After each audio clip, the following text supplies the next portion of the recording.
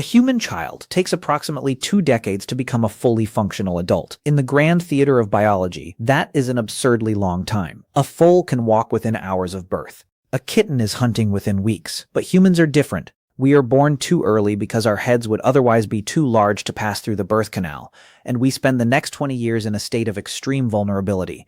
For a long time, we viewed this long childhood as a biological weakness, a period of helpless waiting, but modern evolutionary science has flipped that idea on its head. This extended childhood isn't a flaw, it is our greatest competitive advantage. It is a dedicated 20-year-long high-speed download window. We have to spend that time absorbing hundreds of thousands of years of human software, language, culture, technology, and social norms into biological hardware that hasn't fundamentally changed since the Stone Age. Before the first brick of the first schoolhouse was ever laid, humanity had already perfected the most successful education system in history. It didn't involve classrooms, bells, or grades. It involved a high-stakes, multi-generational transfer of knowledge that literally kept the species from blinking out of existence.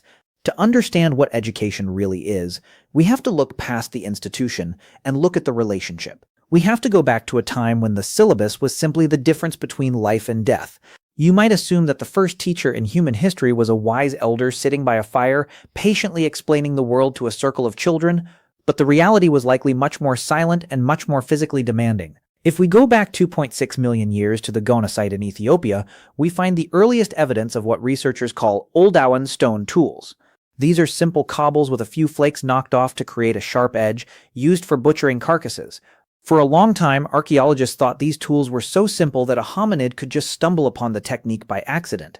However, recent experimental archaeology tells a different story. Researchers like Dr. Dietrich Stout at Emory University have used fMRI scans to look at the brains of modern people trying to learn these ancient skills. What they found was startling. Making even a simple stone tool requires a massive amount of joint attention, the ability of two individuals to focus on the same object and the same goal simultaneously. You cannot learn to flint knap just by being near someone who is doing it. You have to watch the angle of the strike, the force of the blow, and the way the stone is held in the palm. In these early stages of human development, education was entirely haptic, or touch-based. There were no words, there were no explanations, there was only the mimesis, the imitation. An adult would strike a stone and a juvenile would watch. The juvenile would try, fail, and the adult might physically reposition the child's fingers. This was the birth of the apprenticeship model. It was a slow, grueling process of trial and error that lasted for over 1 million years. This long period of silent teaching suggests that our ancestors were educating each other long before they had the vocal apparatus to speak. They were building the neural pathways for teaching before they had the vocabulary for it. Language seems like the obvious tool for teaching, yet for the vast majority of our history, we conquered the planet without saying a single word.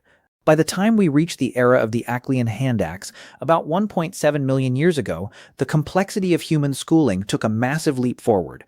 These hand axes are beautiful, symmetrical, teardrop-shaped tools that were standardized across 3 continents.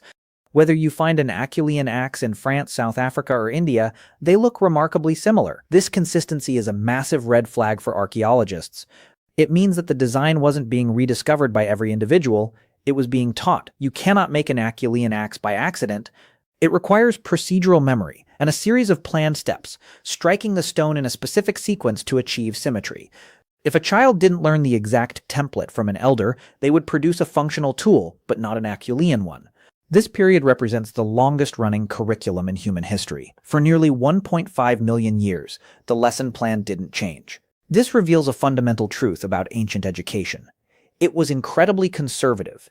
Innovation was dangerous. If a tool design worked and kept your family fed, you didn't experiment with it. You passed it down with religious precision. The teacher in this era wasn't an innovator. They were a guardian of a million-year-old tradition. The student's job wasn't to find their voice or think outside the box. It was to become a perfect mirror of the generation that came before. This mirroring was fueled by a unique feature of the primate brain, mirror neurons. These are specialized cells that fire both when we perform an action and when we see someone else perform that same action. In ancient education, these neurons acted as a biological bridge, allowing the skill of the elder to literally sink into the motor cortex of the child. Watching someone's hands is enough to build a stone tool, but it is completely useless if you want to teach someone how to believe in a ghost or how to navigate a landscape they've never seen. Around 300,000 years ago, as the human brain reached its modern size, a new classroom emerged, the hearth. The The control of fire did more than cook food. It extended the day. Anthropologist Polly Weissner, who spent decades studying the Jaihanzi people of the Kalahari, found a profound difference between day talk and night talk. During the day, conversation is functional. It's about work, resources, and logistics. But at night, around the fire, 81% of conversation turns to storytelling. This was the original higher education. Once the sun went down and the predators were kept at bay by the flames, the elders would begin the software upload. They told myths, ancestor tales, and kinship stories.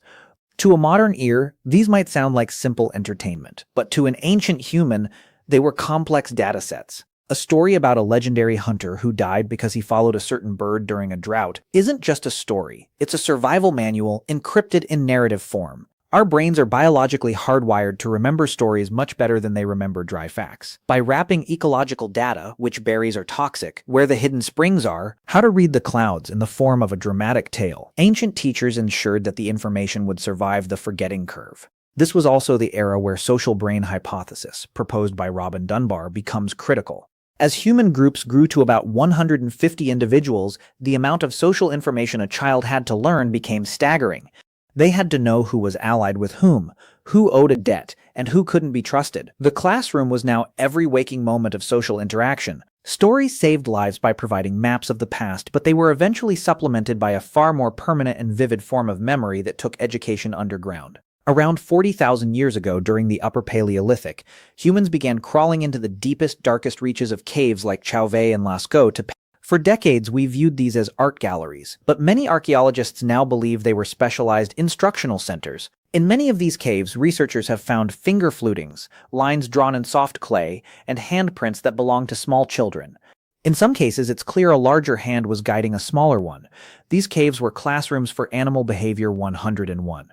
The paintings aren't just pretty pictures. They are anatomically precise diagrams of animals in various states, rutting, charging, or dying.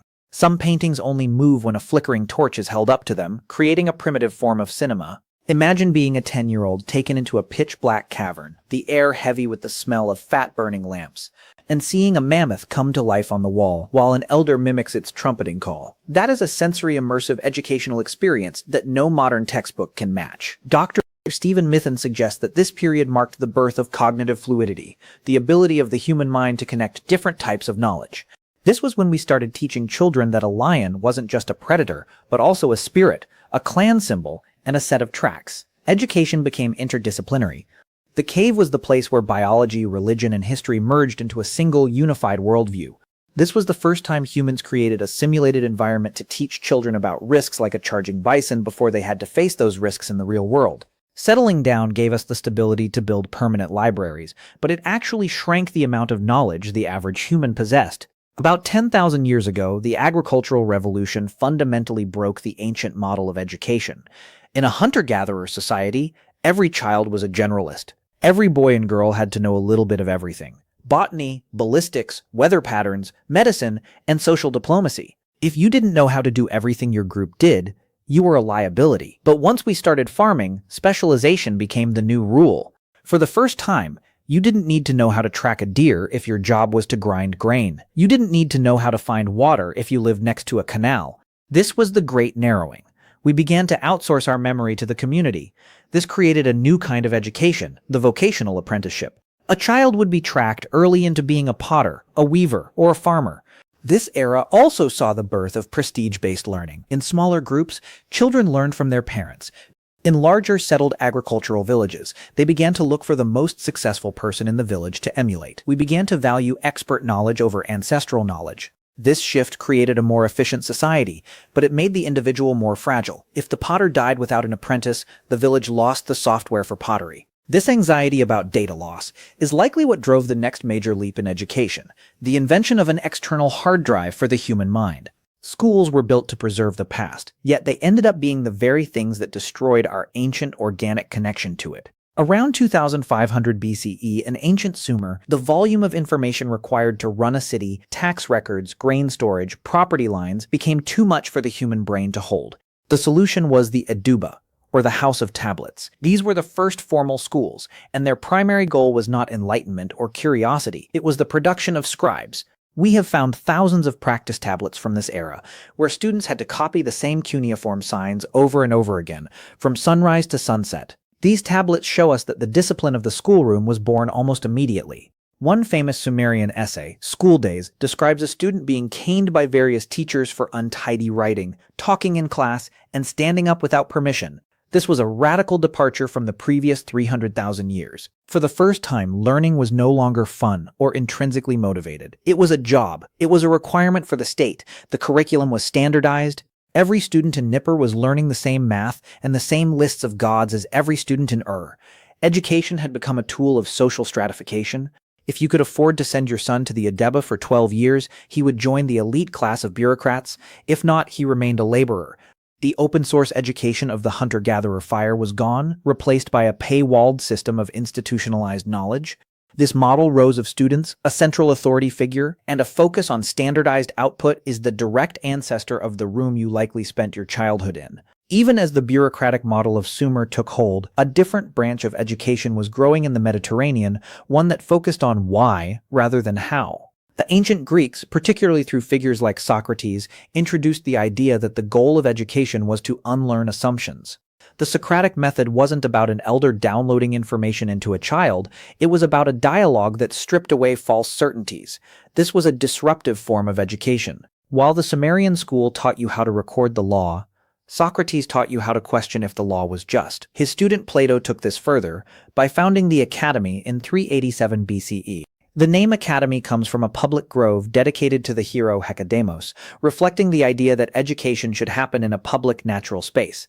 Aristotle, Plato's most famous student, then took the categorization of the world to its extreme. He wrote the textbooks for biology, physics, and ethics that would be used for the next 2,000 years.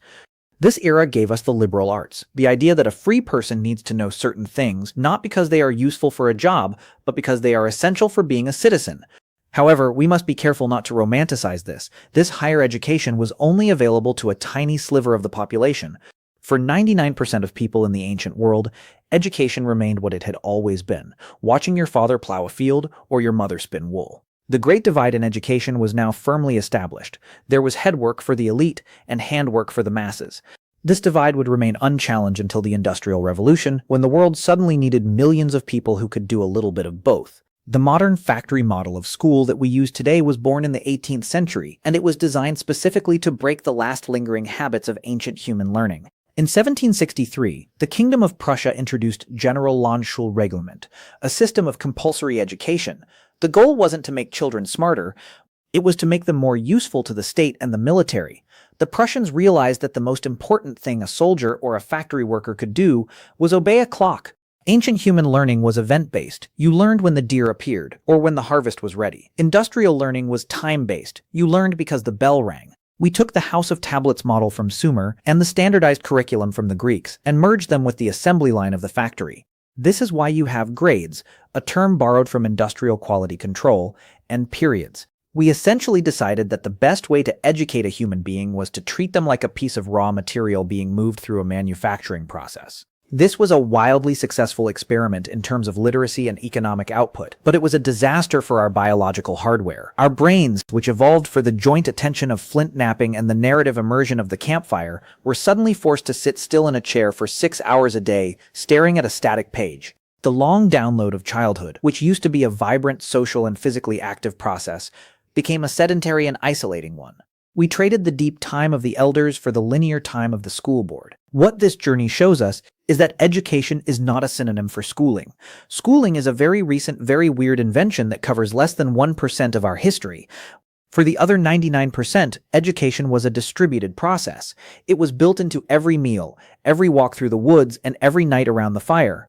In the ancient world, there was no such thing as dropping out of school because the school was your life. There was no such thing as graduating because you never stopped learning from the community. We are the only species that has turned the natural process of growing up into a formalized artificial institution. We did this because our software became too complex to be passed on through simple imitation. We needed the ajuba, we needed the academy, and eventually we needed the public school to manage the sheer volume of human knowledge. But in building these massive systems, we often forget the viral DNA of learning, the relationship. A child doesn't learn from a curriculum. A child learns from a person. Whether it's an Oldowan napper repositioning a child's hand 2 million years ago or a teacher today explaining a math problem, the mechanism is the same. It is the eye-to-eye connection, the joint attention, and the shared goal. The institution is just the packaging. The product is the same spark that has been jumping from brain to brain since the first hominid decided that the way they shaped a rock was worth showing to someone else. We are the teaching ape. Our primary ecological niche isn't hunter or farmer, it's student. As we look at the full distance of this history, we have to grapple with the biological mismatch of our current system. We have spent 300,000 years evolving to learn while moving, while talking, and while doing things that have immediate life or death consequences. We are built to learn in the wild. When we take a child and put them in a fluorescent-lit box, we are fighting against millions of years of evolutionary momentum. This is why children find it hard to pay attention in school. It's not because they have a disorder, it's because their brains are scanning for the fire, the predator, or the tool-making elder, and all they are finding is a worksheet. The most effective ancient education was intrinsically motivated. You learned because if you didn't, you went hungry. Modern education is extrinsically motivated. You learned because if you don't, you get a bad grade. We have replaced the natural urgency of survival with the artificial urgency of a GPA. And yet, despite all the bells, the rows of desks, and the standardized tests, that ancient download still happens. We still manage to pass on the massive, staggering weight of human culture to the next generation. The fire is still burning. We've just moved it indoors and scheduled it for 45 minutes between math and geography. But here is the final haunting reality of our shift from ancient to modern education. We like to think of our current system as the pinnacle of human intelligence, but intelligence is always defined by the environment. In the ancient world, an average 12-year-old was a master of their environment. By the time they reached puberty, a hunter-gatherer child could identify over 1,000 different species of plants and animals, could track a wounded animal over miles of varied terrain, and possessed the medical knowledge to treat dozens of ailments using the forest around them. They were PhD-level experts in the world they lived in. By contrast, the average modern adult, despite 16 years of formal schooling, cannot identify more than 10 plants in their own backyard. We didn't actually make education better. We just changed the target. We traded the knowledge of 300,000 years of ecological survival for the ability to operate within a bureaucratic system. We didn't increase the size of the download, we just changed the files. For the vast majority of our history, graduation meant you were capable of staying alive on your own. Today, it mostly means you're capable of sitting still. We have gained the world, but we have lost the wild classroom that made us human in the first place. When you step back and look at the timeline, the modern school is nothing more than a tiny blinking cursor at the very end of a 3 million year long book. We spent 99.9% of our history learning in the long now, a world where information was passed from hand to hand, mouth to ear, and heart to heart. The Sumerian house of tablets didn't appear until roughly 2500 BCE, which sounds ancient, but in the context of our 200,000 year history as Homo sapiens it's as recent as yesterday morning. Before that, for roughly 7,000 generations, human children were educated without a single written word, a single desk, or a single letter grade. They were educated by the relationship, and that is the one assumption we have to dismantle. You likely believe that education is something that happens in a building called a school, but for the human species, that building is an outlier. The real ancient education wasn't a preparation for life, it was life itself. We didn't go to school, we grew into the world. And as we sit here in the digital age with all the world's information at our fingertips, we are finding that the oldest ways of learning, apprenticeship, storytelling, and social play are still the only ways our brains truly deeply learn. The fire hasn't gone out. We are still that same teaching ape, still looking for the elder by the fire, still waiting for the long download to begin. We just have to remember that the most important lessons in human history were never written on a blackboard. They were carved into the very way we look at one another. To close this investigation, consider the sheer scale of what we have traded away for our modern efficiency. You likely think your 12 to 16 years of formal schooling represents the ultimate marathon of human learning, but you are looking at the wrong number. The real schooling of humanity didn't last 12 years, it lasted 2.6 million years.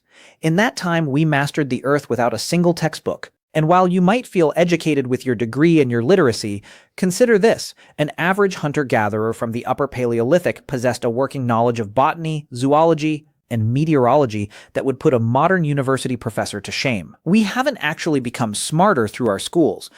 We've just become more specialized and more dependent on the system. We traded the sovereignty of the ancient student for the utility of the modern worker. The House of Tablets in Sumer was founded 4,500 years ago, and in that brief moment, a mere eye blink in the history of our species, we fundamentally rewrote what it means to grow up. We replaced the forest with the factory, and we've been trying to convince our Stone Age brains to enjoy the change ever since. The most successful education system in history didn't have a graduation date. It was a 300,000-year-long conversation that we decided to end in 1763, so we could learn how to punch a clock.